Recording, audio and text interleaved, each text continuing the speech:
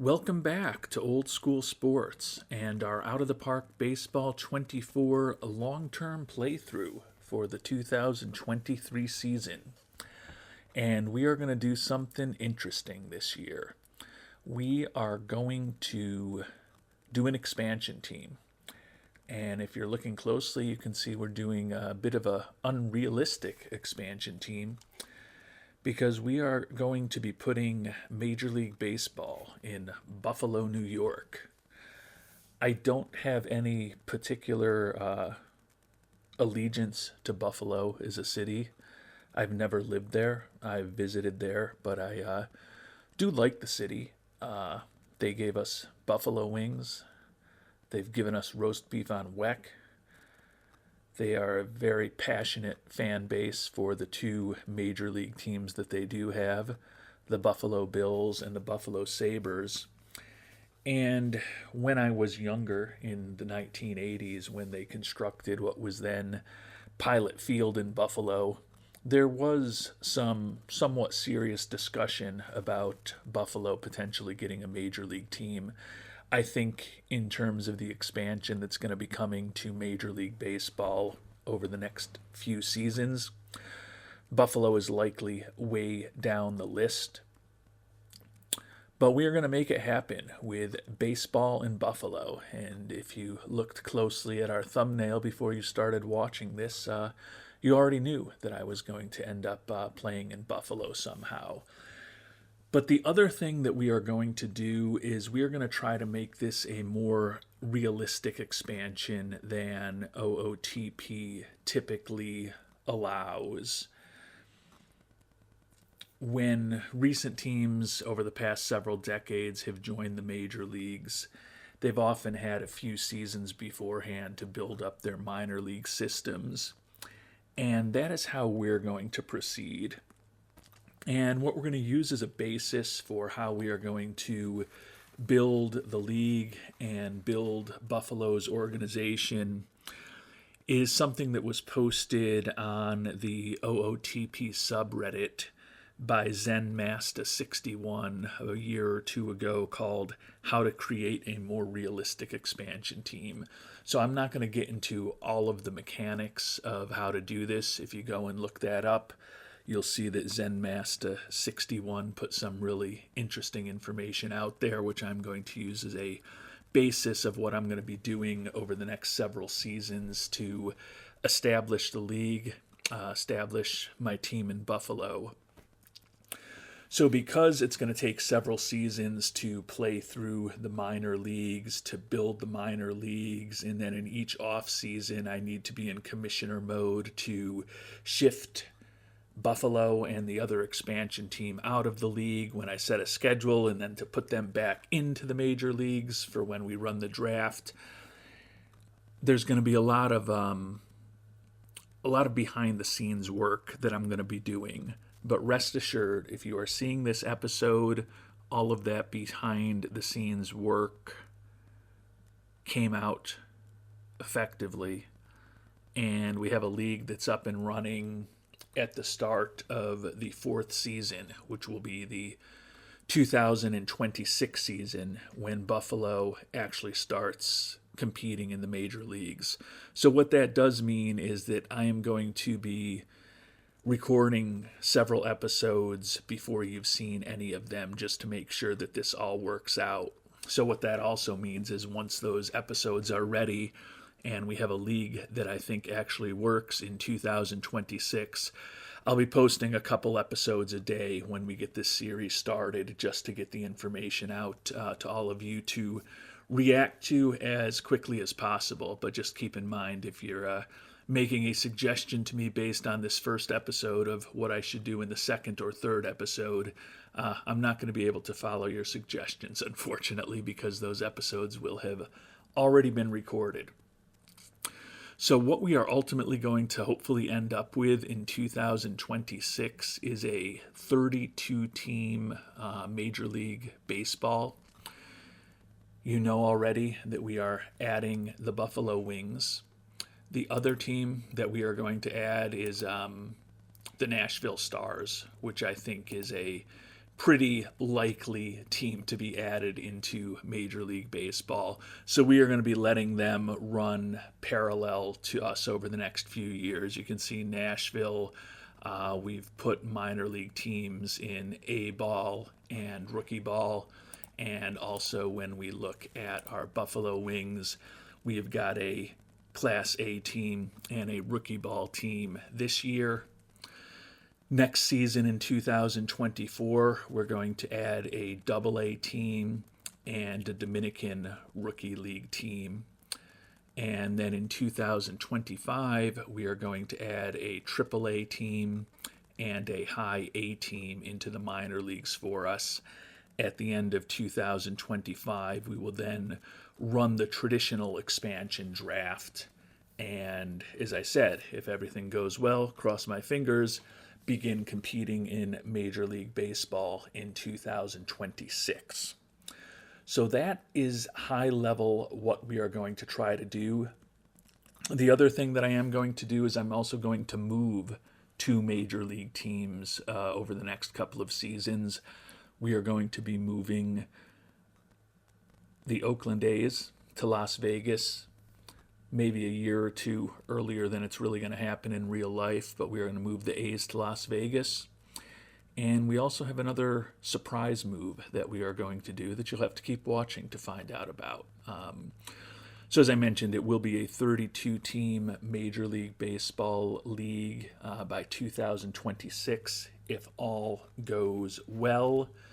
Over the next few seasons, the big activity for me is going to be building those minor league teams, building coaching staffs for those teams, and then ultimately drafting players and signing international amateur free agents to build up a hopefully reasonable farm system by the time we get to 2026.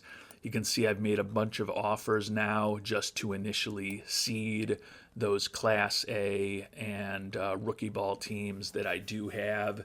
None of these guys are big-time prospects. These are all minor league free agents basically available here on March 23rd of 2023. So there are no likely future major leaguers among the players that I've signed, but I will be able to supplement all of these players with the 20 players that I'm going to be picking in the draft in a few months. And we'll start to get to know the minor league system of the Buffalo Wings in the coming months when we do start drafting our first 20 players in our inaugural draft here in 2023. And then heading into the fall and winter, we'll take a nice deep look at the international amateur free agents who are going to be available. So it's going to be a little different than a normal playthrough in that there's going to be nothing going on at the major league level for the next few years. So these episodes will probably be a little quicker than my episodes normally are, simply because the main thing that I'm going to be doing is the amateur draft and international amateur free agency that you would be interested in. And the rest of the stuff I'm going to be doing is kind of commissioner mode stuff, just moving teams in and out of the major leagues and all of the other stuff that you can read about in the details if you do go to the OOTP subreddit. Again, the header is how to create a more realistic expansion team, and Zenmasta61, Zenmasta 61 is the one who published this. So thanks to Zenmasta for the idea. I'm modifying it a bit, but it is still definitely the framework for what we are going to be doing here. Thinking about the draft, what I am going to be doing with the draft is putting Nashville and Buffalo for the next couple years, picking ahead of all of the playoff teams, so in the 19th and the 20th slots this year and next year. Not sure what I'm going to do for 2025. I may move these teams up a little bit to maybe, the 10 to 12 kind of range And then 2026, when the teams are playing in the majors for the first time, I am going to that year in the draft give the Stars and the Wings the first two picks in the draft. And then obviously after that, it will depend on our record on the field, which even though we are building up a farm system over these next 3 years, it's unlikely to be a particularly good farm system by that time. So, and obviously we're picking a lot of 18 and 19 and 17-year-olds. Very few of them are going to be ready for the majors in 2026. So I still think that the team is going to have some definite growing pains at the major league level the first couple of seasons. But I do kind of like the plan that we have here outlined, where we are going to be building a minor league system for several years before we start playing in the major leagues. I think it's more realistic, and it also does give us the opportunity over those first few years in Buffalo to supplement the ragtag major league roster that we will likely come out of the expansion draft with some homegrown players that hopefully the fans in Buffalo can get excited to cheer for. And we have started to sign some players for our minor league system. One of the positive things of not really playing in the majors is that our player payroll is just assuming the major league minimum of $720,000 for all 26 players on the team. So that will give us an opportunity over the next few seasons to invest very heavily in scouting, player development, and the draft, which should be positive. Right now, we're investing a ton in player development. When we look at our organization, we've got 19 guys signed to our A team at this point, none of whom are particularly big prospects, and we're still trying to build out our rookie league team. So that investment will be a bit wasted this season, but will be somewhat more important in the second half of the year after we pick up the 20 draftees that we hope to sign and put them onto likely our rookie level team. Although I guess there's a chance we could pick a college player or two who will play in A-ball this year. But we are going to be able to invest heavily in getting the most out of the mediocre minor league system that we're going to have this year, and would think that the amount of money that we're going to be able to spend on scouting and player development will remain elevated for the next couple of seasons until we do start running an actual major league roster, at which point we're going to have some trade-offs that we'll need to make. And as we're starting to build out our minor league system, no surprises for those of you who have watched our videos before. But although we don't have a ton of talent, you can see we've got a few two-star potential players, and our scouting accuracy is very low on just about everybody at this point. We are focusing on players with good personalities, bringing in a lot of people for our farm system with high leadership, high work ethic, and high intelligence to try to hopefully be a positive influence on the real prospects that we're going to start drafting in a couple of months. You can see we don't have anyone with negative personality traits in our burgeoning minor league system in leadership, work ethic, or intelligence. That's just been a red flag, since none of these players are really going to likely ever contribute at the major league level. Want to ensure that we at least have good personalities to hopefully positively influence the development of themselves and, more importantly, those around them over the next several seasons. And we've simmed ahead to the beginning of June. You can see our Class A team, the Marathon Keys, has a 29 and 25 record, so they have been respectable on the field thus far. Rookie league team going to begin play in the next month or so, and obviously looking forward to the draft in mid-July, when we'll actually start recruiting and picking some players who could potentially have an impact in the majors with Buffalo in the coming years. And it's a very exciting day in the Buffalo organization here on June 12th. We have a player at our international complex now. Luis Castillo is actually a scouting discovery back on April 29th. Just noticed that he was there. Does have low leadership and work ethic, so not the type of player that I would typically keep around. But given that we are going to be needing some bodies next year and some players for a DSL team, I think we will at least keep Mr. Castillo in the organization for some period of time.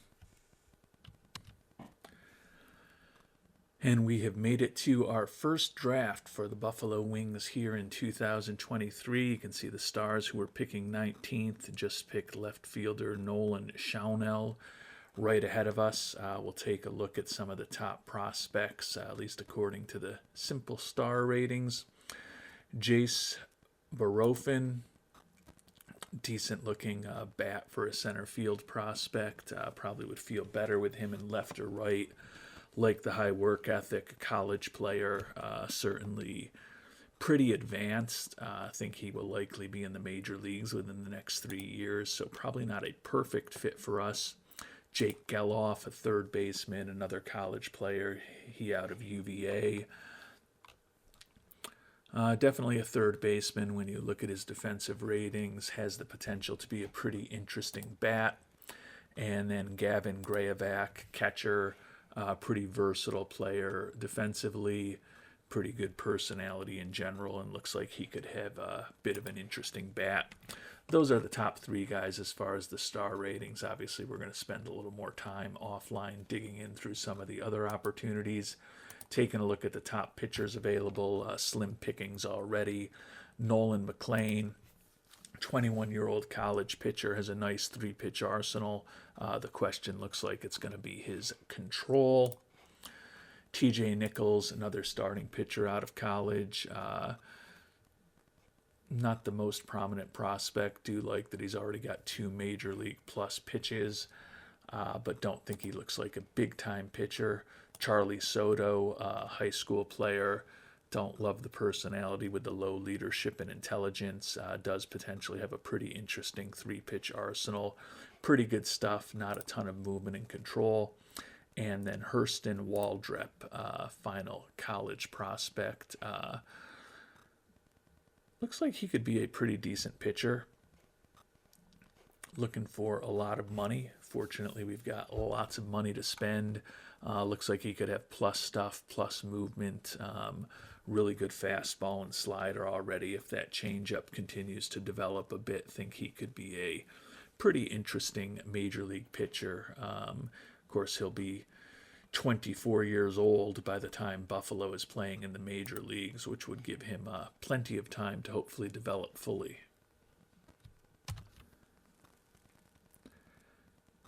And I've got an idea of what I'd like to do.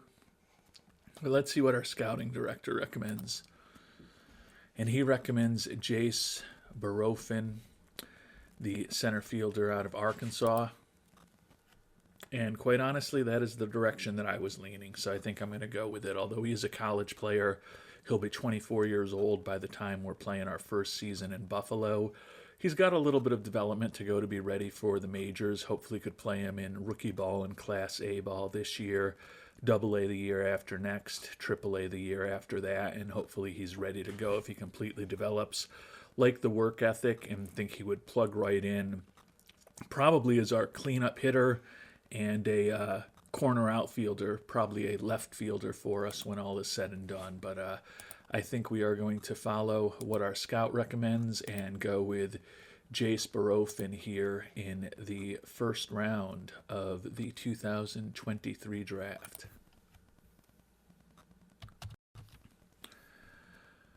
Moving on to the second round, we'll see what our scouting director recommends, and he recommends Gavin Grayovac, and quite honestly, that was the direction I was leaning and going as well.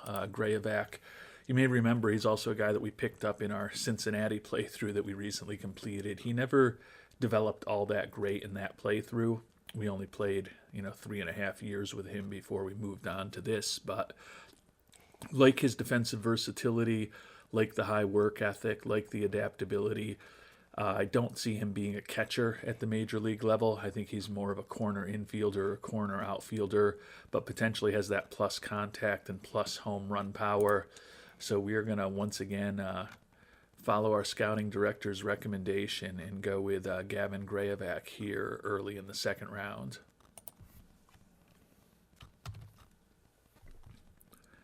Moving to the third round, scouting director recommends Will Gasparino. Boy, he's doing a good job. I guess it's not that hard to pick out some of the top players, but I was intrigued by Will Gasparino, although I don't love the low work ethic and leadership. I had probably been leaning towards Drew Burress, center fielder, better defensively. Just doesn't have great home run power. Burress is really kind of likely a fourth or fifth outfielder if he completely develops for a good team. Doesn't mean that he won't be a starting center fielder in a few years for Buffalo, but not incredibly intrigued by either of those players. So I'm going to do a little more digging before making this decision in the third round. And we've decided we're not going to go for either of the outfield prospects here in the third round. We're going to go with Justin Legwernik, 17-year-old high school pitcher, committed to Clemson, but think we can get him signed. Close to major league level in terms of his slider, changeup, and sinker already. Has potential to be a back end of the rotation starter, like the fact that he's got the holy triumvirate of high leadership, work ethic, and intelligence. I think he's likely a back of the rotation type player, even if he fully develops. But do like the personality, and I don't really love either of the other prospects. So want to get some young pitchers into our system, and going to probably focus on more young pitchers over the course of the draft and hope that we get lucky, just turn it into a numbers game. And I am going to do something a little different based on feedback that got from Patrick DeBonis about potentially doing a deep dive on the draft and showing how I do all 20 picks. I am going to do that today since there's not really too much else going on with the organization. And typically when I'm doing a playthrough, typically just focus on maybe the first 5, 6, 7 rounds of the draft and don't really share exactly what my thought process is in the later rounds. So today we're going to spend a little extra time digging into that, but here we are going to go ahead and select Justin Legwernik in the third round. And we're going to go pitcher again here in the fourth round. Our scout recommends we go with the starting pitcher, Barrett Kent. Looks like best case scenario, he's a fourth or fifth starter if he completely develops, but another high school guy we could take a shot at. Cameron Johnson is also out there. He has a really good personality, but he also is an impossible signing, so he's looking for crazy money, likely wants to go to LSU. And he's also likely only an excellent reliever, given that changeup tends to not necessarily develop for people. So I don't know that I want to spend a ton of money on him.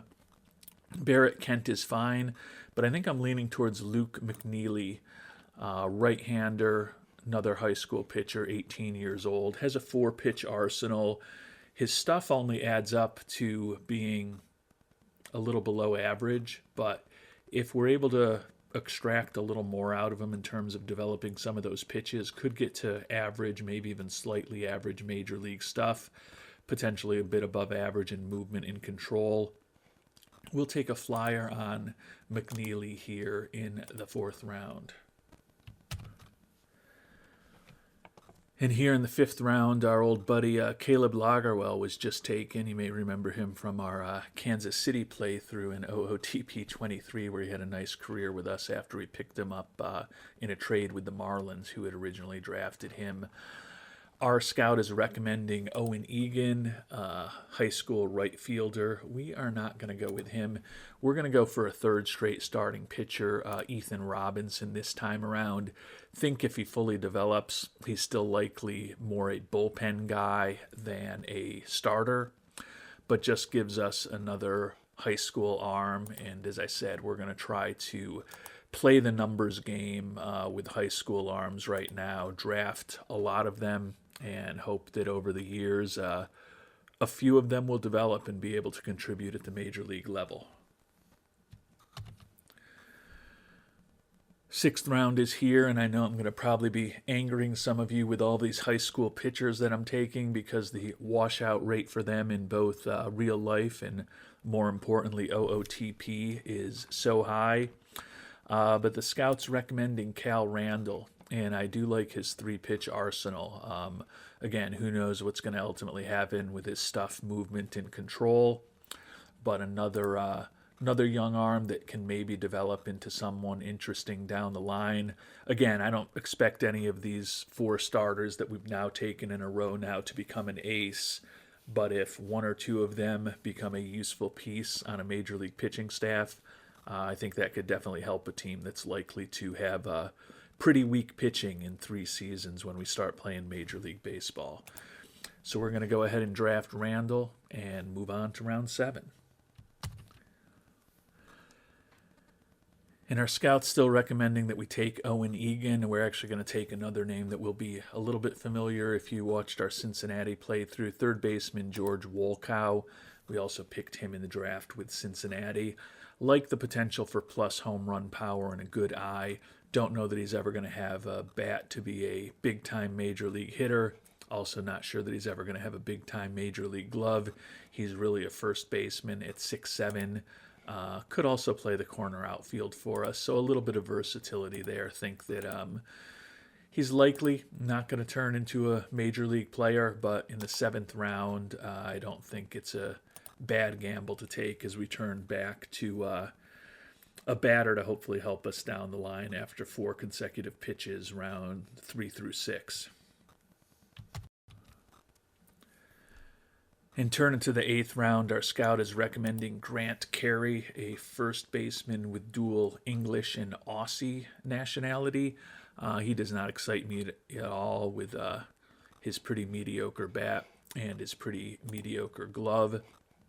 And now in the 8th round, this is kind of the time in the draft where just looking for someone who our scout thinks might have some potential. So there's a couple interesting prospects here when we look at players with 60 power potential. Cameron Kim, first shortstop, looks like he could have plus home run power, as we talked about. Don't love the low work ethic and intelligence. Obviously, he's not really a shortstop. Question how much he's going to develop. Ethan Long has broadly similar profile as far as potential, a little better personality, and maybe a little more interesting defensively. It looks like he could be a corner infielder or a corner outfielder. The third guy that kind of pops off the page a little bit here is catcher Zion Rose. Don't love the low or the high greed and the low adaptability, but loyalty, greed, and adaptability are the 3 traits that I care about less than work ethic, leadership, and intelligence. And he is a catcher who looks like he could have a plus home run power and a plus eye. Given that we're here in the 8th round, I think it might be time to bring a catcher into the organization. So we're going to go ahead with Zion Rose here in the 8th round. Here in the 9th round, Ethan Long is still around. Older player, 22 years old. Do like the home run power, like the potential defensive versatility. I think he's got more potential than some guys. I am going to get at a point pretty soon where I'm really just kind of drafting players for their personalities. But at this point, if there's still someone who I think might have potential and in a perfect case development scenario could be a contributor at the major league level, certainly going to try to find players that like that over the next few rounds before just getting nice guys and hard workers and smart players to round out our minor league system. Here in round 10, scouting director recommends Gavin Chilott, shortstop. Don't think we are going to go with him. We're going to actually go with Carter Trice, second baseman. Looks like he could have a pretty average-ish major league hitting profile if he completely develops kind of a below-average profile for any infield position except first base. And at 5'11", he's certainly not an ideal first baseman, but also a guy who could do a competent-ish job in left or right field. Think at least there's potential for, if he finds, if he's able to completely develop and our coaches are able to maybe find some untapped potential in him and enhance his potential through work on his mechanics, could maybe become a useful-ish major league bat. Again, at the 10th round, we're just looking for someone who, in a perfect scenario, might be a contributor, and Carter Trice, I think, fits the bill there. And there are some pretty slim pickings available here in round 11 as far as pitchers. Our scout recommends Hero Wyatt, and I think we're going to go with him. Likely to be a reliever unless that changeup develops, but could have a plus fastball and a plus slider in a relief role. Could, if he completely develops, become someone useful in the back end of a bullpen, so we're going to go with him. Certainly looking at Trent Jones, that 70 stuff really stands out.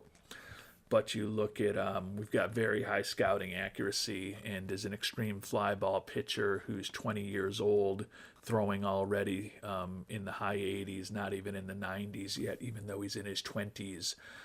The amount of home runs he would potentially give up seems quite insane. He's also potentially going to walk an insane amount of batters as well. So despite the fact that that 70 stuff potential kind of jumps off the page at this point, we are going to pass on him and go with Hero Wyatt instead. And we're just trying to find someone who, in a perfect world, may be useful here in the 12th round. Luca Reyes looks very average in terms of just about everything. His batting ratings, his speed, his bunting ability, his defensive ability. But he does have high work ethic, which is offset to a degree by his low intelligence, but also high loyalty and adaptability. Don't expect the New Jersey native to turn into much at the major league level, but again, at the 12th round, someone who, if they fully develop, could eventually help at the major league level is worth taking a shot on as far as I'm concerned. So Reyes becomes the 12th player picked in the history of the Buffalo Wings organization. And in the unlucky 13th round, our scout recommends we take Jacob Schultz. Not a horrible starting pitching prospect for this point in the draft, but with the low leadership and work ethic, this is just the type of player I will absolutely never take a flyer on. If he completely develops, he's a borderline major league player. Honestly, if he completely develops to these ratings, he's probably a AAA player at best. The low work ethic and the low leadership mean he's likely not going to fully develop, and could also be a negative influence in the clubhouse, despite the fact that when you look at his ratings, he's probably is one of the more interesting pitchers out there, just not the type of guy that we are going to bring on board. Casey Borba, third baseman, similar situation, high greed, low intelligence, doesn't bring much defensively. We'll pass on him. Josh Tiedemann, don't love the low leadership, the low intelligence. We're getting to the point now where it's just such slim pickings that it may be time to start turning here in the 13th round just towards players with good personalities. Gavin Chillat, we talked about him before. He's potentially worth a flyer at this point, still around in the 13th round. Don't love the low intelligence. But in the 13th round, could argue there's a little bit of value there. Drake Bowen, the shortstop, like the high work ethic, like the intelligence. Don't think he's ever going to quite have a major league bat. But I think we'll go with Bowen right now. And if Chillat is around in the 14th round, we will grab him. It's very possible he may not be, but Chillat still is around, so he's going to be our 14th round pick. Bring him into the organization as well. And now we are getting to the real slim pickings potentially. Here in the 15th round, Jerry and Ely with that elite speed certainly stands out, but you look at the contact and the avoiding strikeouts, and it's just hard to imagine he will ever be much of a hitter. We are a little intrigued by Derek Mitchell, though. Like the gap power, has enough-ish speed to generate some extra base hits, versatile enough to play just about anywhere in the outfield. We'll still take a flyer on a guy like him before we start going purely for personality, but we're getting close to the personality stages here in the 16th round, that's for sure. Scouting director here in the 16th round, still recommending Jacob Schultz. No one's taken him yet, as I mentioned, with that low leadership and work ethic. He just doesn't profile as a guy that I'd ever want to touch. Left fielder Matthew Davis is marginally interesting at this point with the potential for plus gap power and home run power. Certainly the catcher Corey Collins looks like he's got a little potential as well. Don't love the low catcher ability, but do love the potential for plus home run power and plus eye. Has a little bit of adaptability as well. Not the most exciting prospect in the world. I think we will take him if there's no pitchers that we want to go after, but with the way the pickings look now, I think next round is when we just start drafting more on personality than anything else. And the pickings among the pitchers are dismal at this point, so we are going to go with Corey Collins here in the 16th round, and there's really not much of anything that we are interested in at this point. You see, McKay Barney has some speed, decent defensive player, but you just look at that bat, and he's just never going to materialize. If he had a good personality and had some positive traits that could influence other players, would bring someone like him on board. But when you can't make a logical argument that the player is ever going to be a big-time major league player, or not even a big-time major league player, but you can't even envision them as a major league player based on the ratings, which is kind of where we are here in the 17th round. Going to start looking a little more just at players who have some positive personality traits, and certainly the catcher Dalton Harper looks like he could be interesting. 17-year-old, high leadership, loyalty, work ethic, and intelligence. Not a big-time defensive player, but he's got the holy trinity as far as leadership, work ethic, and intelligence. A guy that we won't mind having in our farm system for a few years until he likely officially washes out. Logan Chambers here, 22-year-old second baseman, high leadership, high intelligence, a little more of a veteran coming out of the University of Tennessee. Think he could be a good influence in our clubhouses and the minors for the next few years, so we'll draft him here in the 18th round. Moving on to the 19th round, we'll just check if there's any pitchers with some interesting traits. Don't love the low intelligence here with Christian James, and he's got some other negative aspects also. Anyone who really stands out personality-wise. Multiple things that could have a positive influence on. Finally one here. Caleb Anderson, 19-year-old. High work ethic, high intelligence, low loyalty. Just doesn't really interest me, even with the good personality. I think we'll probably focus on, unless here, Cam Barlow, a 23-year-old. This is the type of guy that I'll bring in the 19th round. He's 23 years old, clearly never going to be a major leaguer, but high adaptability, work ethic, and intelligence, low greed. Think he can be a good influence on some younger players for a year or two in the minors until we move on from him.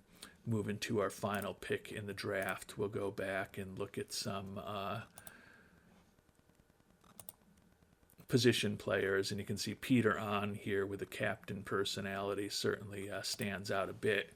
24-year-old can basically play anywhere on the field. High leadership, loyalty, adaptability, work ethic, and intelligence makes those around him better. You look at his ratings coming out of Michigan State as a 24-year-old. He's only going to spend a year or two in our minor league system, but does give us another captain personality. He's also got a killer mustache.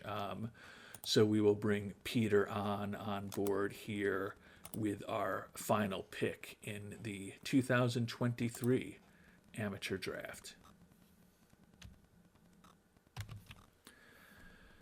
And we should be able to get Barofin and Grayovac, who are both looking for well under slot, signed. You can see that the starting pitchers, the high schoolers we took in the third, fourth, and fifth rounds, are all looking for well over slot. We're initially offering them something between slot and what their demands are.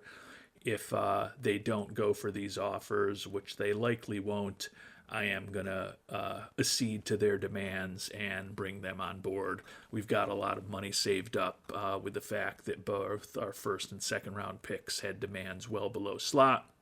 And also, we're just generally in a pretty good financial situation since we're not actually spending any money at the major league level.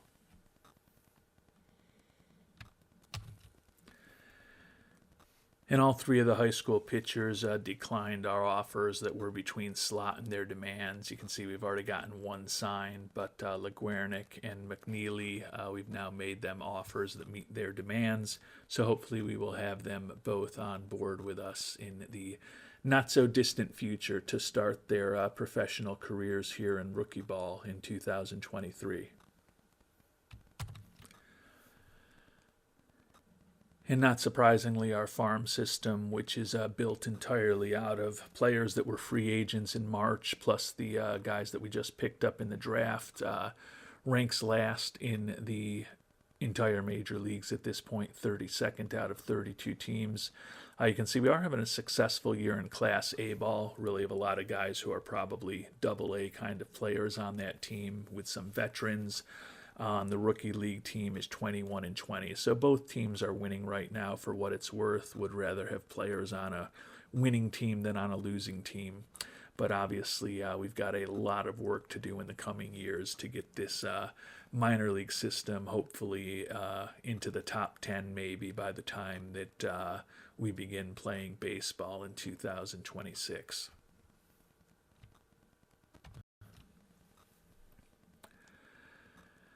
And our seasons are over in the minor leagues. Class A Marathon Keys went 86-46, so an excellent 651 winning percentage. They were 12 games out of first. Buffalo in the FCL League was much more mediocre, 25-30 record, finished 16 games behind. Player development, we've made a small, tiny bit of progress. We rank 30th out of 32 teams at this point. We'll take a look now at the playoff tree. The Twins and the Yankees earned the byes in the American League here in 2023. The White Sox doing much better in OOTP than they have done thus far in real life, getting into the playoffs. The Braves and the Padres with the first round byes in the National League. The biggest surprises over there is that neither the Mets nor the Dodgers are in the playoffs.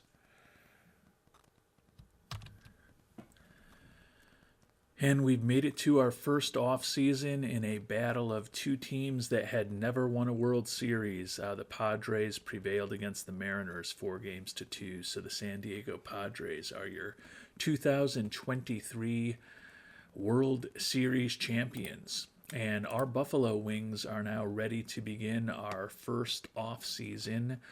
I'm going to begin all of the funky machinations to add some more minor league teams for both ourselves and the Nashville Stars.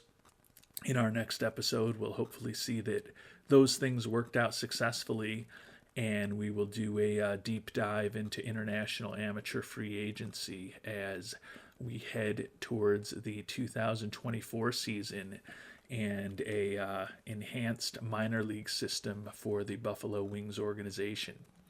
Until then, thank you so much for watching, and hope you have a great day.